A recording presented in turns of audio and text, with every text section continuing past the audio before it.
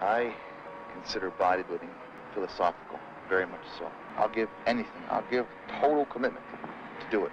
I must do it to the best or better than I can possibly do it to my ability. What's going on, man? Bigger than movie. What did you think? Well, I was really excited for the movie at first. Obviously, other than Pumping Iron, there really hasn't been any bodybuilding movies that have gotten us excited, right? In the last... Yeah. At least not about old school. Right, for sure. So yeah, I mean, being a bodybuilding historian, enthusiast, collector, writer, I was pumped, man, and was really anxious to see the history of it. And I thought it could have been a really good movie. I mean, to me, having the knowledge, knowing the backstory of it, I was just disappointed in what was conveyed and the fact that most of it was wrong. A lot of stuff about Joe Weider was wrong. Yeah. And like I said, there were several things in the movie that just made me laugh. That, like I said, you know, they showed a picture of Franco Columbo, and they were like, "Yeah, this guy's Norwegian." I'll tell you about it. Norwegians. That made me laugh. There's another part where I think I don't know if I'm getting his name right, but Arash Rabar, the bodybuilder, you know him? They had him very briefly playing Frank Zane.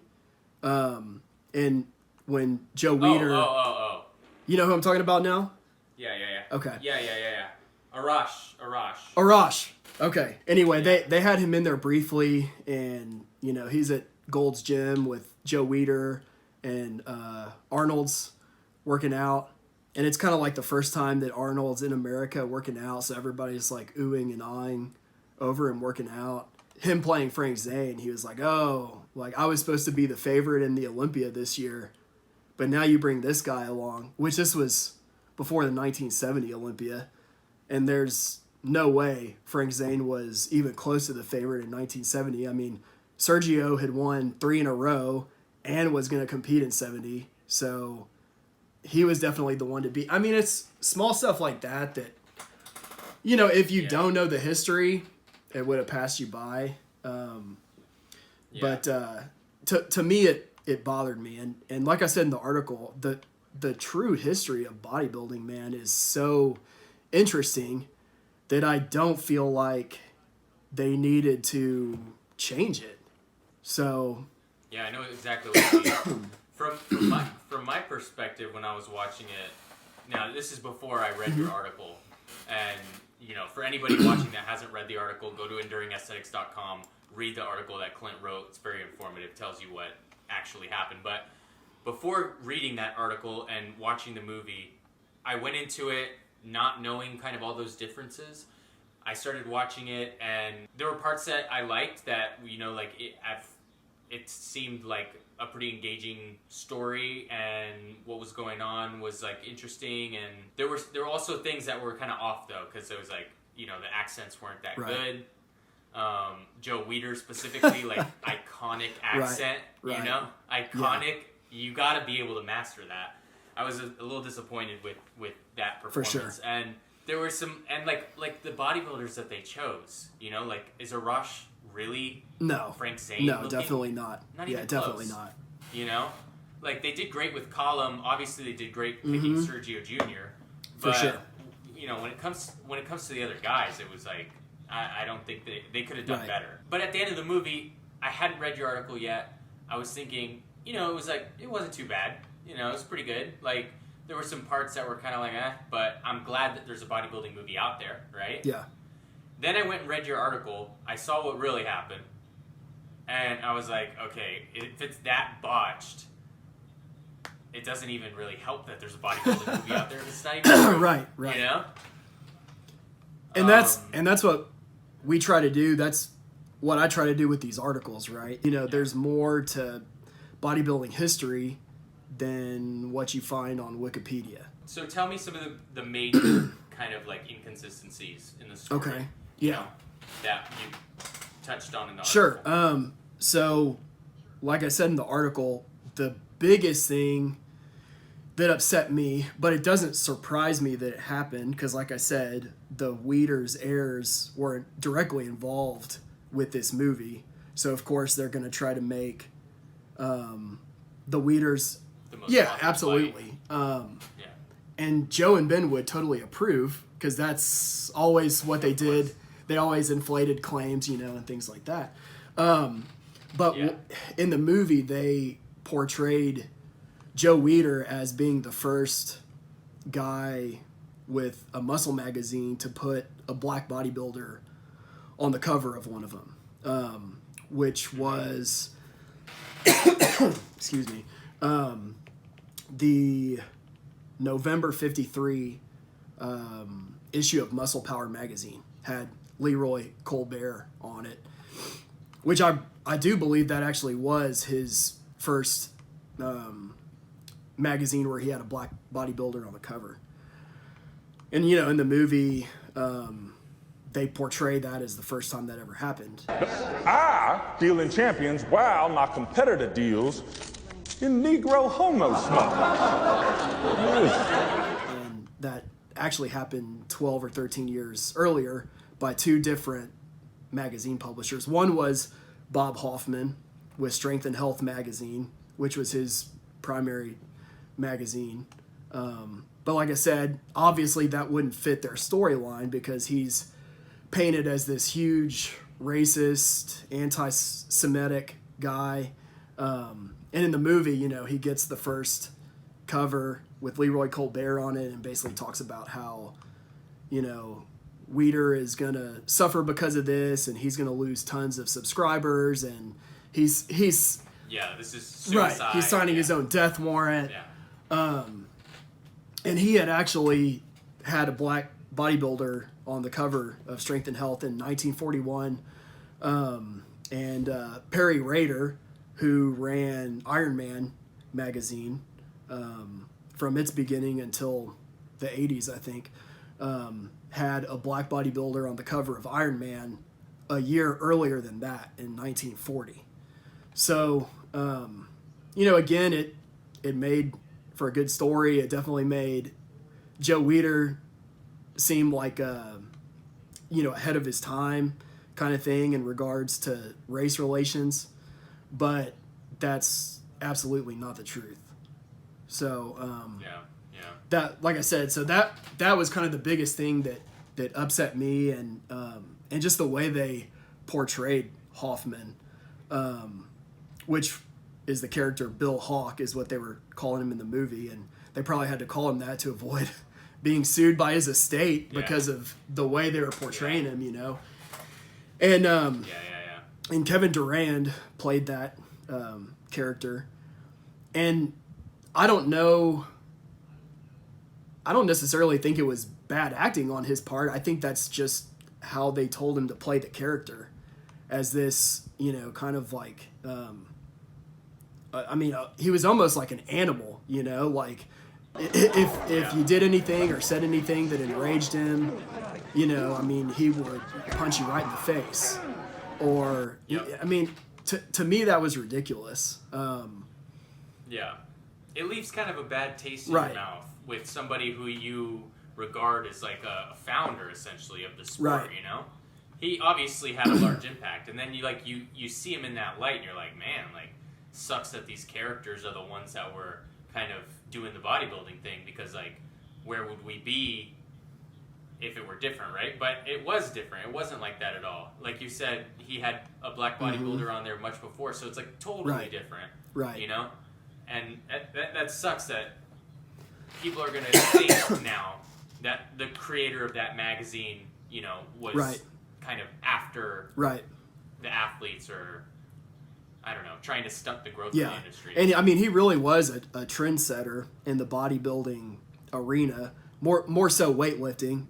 He wasn't a big fan of bodybuilding by any means, but a lot of stuff that he did definitely propelled the industry really early on, before the Weiders came and really ran with it and created the IFBB and the Mr. Olympia contest, and that's when they really started pulling away and leaving him behind as far as bodybuilding goes. But You know, I mean, Hoffman ran the Mr. America contest through the AAU, and that was the contest, you know, really until NABA came along and created the Mr. Universe.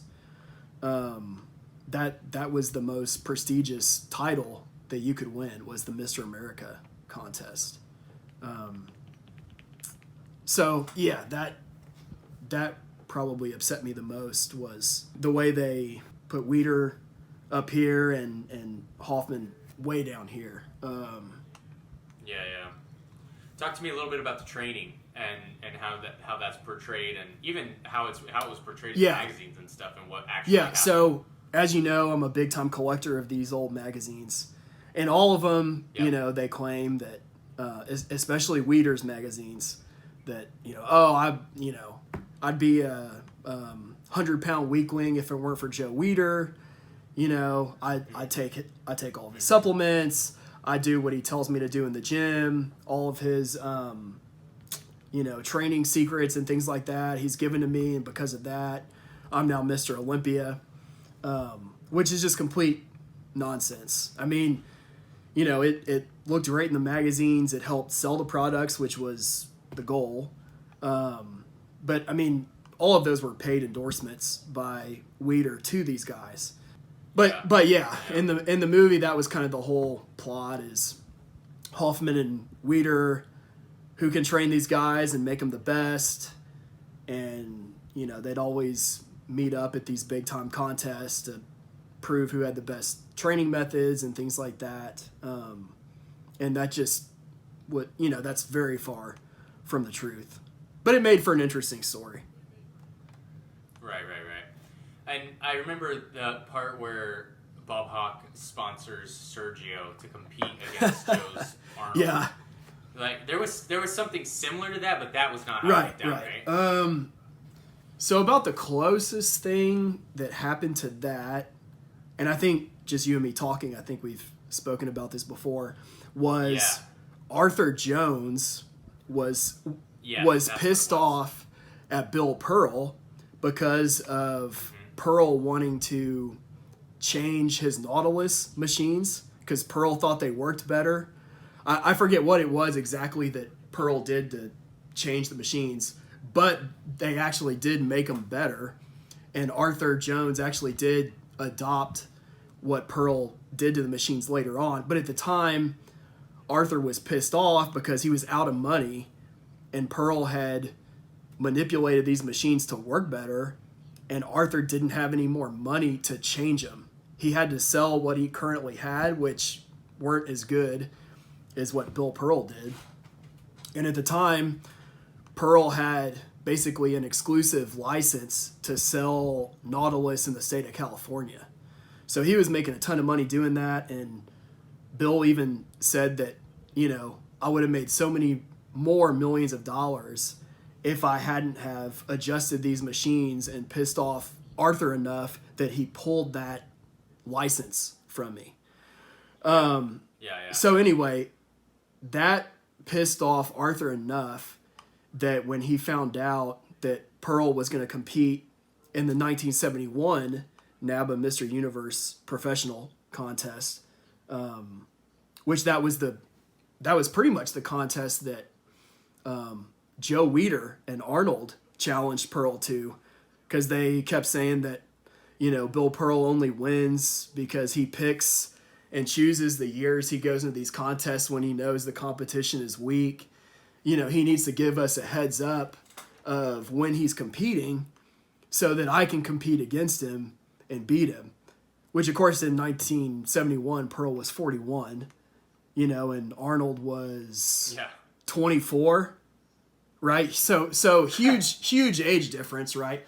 Oh yeah. But so they kind of challenged Pearl to come out of retirement, because previously Pearl had said 1967 Mr. Universe contest is my last year, I'm going to compete. They challenged him to come out, so Pearl said, all right, I'm coming out, and he proclaimed it, right? In all the muscle magazines, he was like, hey, I'm going to be here at the 1971 NABA Professional Mr. Universe contest. Come compete against me if you want. Of course, we know Arnold didn't show up. But obviously Arthur Jones knew about that. And Arthur, not being happy with Bill Pearl, paid Sergio to train with his Nautilus equipment and was going to pay him even more money if he was able to defeat Pearl at that contest. I think he was going to give him like $5,000 or something like that, which in 1971 was probably a huge amount of money, especially considering, you know, back then at most for winning a bodybuilding contest you'd get like $1,000. Yeah. So, exactly. Which, I mean, the NABA contest, I don't think you won any money. I believe. Mr. Olympia you did, but yeah. So long story short, I kind of went into too much of the history there, but yeah. So Sergio competed against Pearl in the 71 contest, didn't beat him, so he didn't get the money. But Arthur was doing that because he was pissed at Pearl, and also because, you know, if Sergio would have beat him, he would have been able to claim that, you know, Sergio took down Bill Pearl because he used my Nautilus machines and, you know, things like that. Yeah. So it's crazy that, like, they're just like, so obviously that was commissioned by Arthur Jones. It was a challenge to Bill Pearl rather than to Arnold and Joe. It just cherry picking stories from bodybuilding history to add into their story. Yeah, for sure. It's ridiculous. Yeah, it was. I found that, I mean, at that point in the movie, because that's towards the end, that's like the very end of the history of bodybuilding that they had in it. That just made me laugh, man, at that time, because I had seen so much that was inaccurate. I was like, man, this is hilarious that they have Hoffman, you know, training Sergio, and they made it. There was no mention that, you know, Sergio had won the Olympia the previous 3 years, and that he, or that a week or two earlier, Arnold had defeated Sergio for the first time at the Mr. World contest. So, and that was actually before he beat Sergio at the 1970 Olympia. So Arnold had already beaten him. And, but again, you know, if they would have told that story, it wouldn't have worked based on what they... Well, I feel like they just should have set up the movie better. For sure. You know, with what actually happened. It would have been fine. Yeah, absolutely. So what was your basic kind of perception of the movie? Well, like I said, I mean, the beginning of it is Joe and Ben Weider's childhood and how they kind of get into the bodybuilding industry, which I know a little bit about it, not as much as the bodybuilding history part. I didn't even care that part was a little bit off. The acting was horrible, you know, and that got me from the beginning. I was like, man, this is really bad. Yeah, I agree with you. I think the part of Joe Weider, played by Tyler Hoechlin, was particularly bad. Like you said, I mean, the accent is pretty distinct. It seems like I've heard tons of bodybuilders who knew him nail it. So I don't think it's an accent that's particularly hard to get right. Yeah. But he definitely didn't. His acting was... I wouldn't even say he got close. No. You know? I couldn't hear that Joe Weider kind of tone at all. For sure. But yeah, I would say that his acting performance was definitely the worst in the movie. And then, like I said, I mean, I didn't like the way Kevin Durant played Hoffman, but I don't think it was necessarily his acting. I think that's just what the script called for. And he just did it. So I can't say that he acted poorly in it. But then, like I told you, I also liked Julianne Hough. I liked the way that she played Betty Weider. And And the only reason that I stayed through the entire movie, like I told you, is because I wanted to see Calum and how he would play Arnold and the accent, because that is a very difficult accent to get right. And I was pleasantly surprised at how well I think he did. And there were times, not all the time, but there were times, I swear, where if you would have closed your eyes and just listened, you would have thought it was Arnold. Yeah, there were some good lines in there. Yeah, not the entire performance, but there were times where I was like, man, that's like a dead ringer for Arnold's accent. Yep, I agree. And that was a good choice in terms of like the look, obviously. For sure. Because he certainly has a similar build. But yeah, I'm with you, man. I there were some parts I liked. There were some parts that I was just kind of like, this could be better. Well, expand on that. I mean, I've given you my views. What were the parts that you really liked, and then what left you disappointed? Other than the acting, I think we both agree the acting was subpar. Yeah, I mean, like the parts where like Joe Weider is like faced with adversity and then is like pushing through, it's kind of showing like his character, his resilience, his perseverance, right?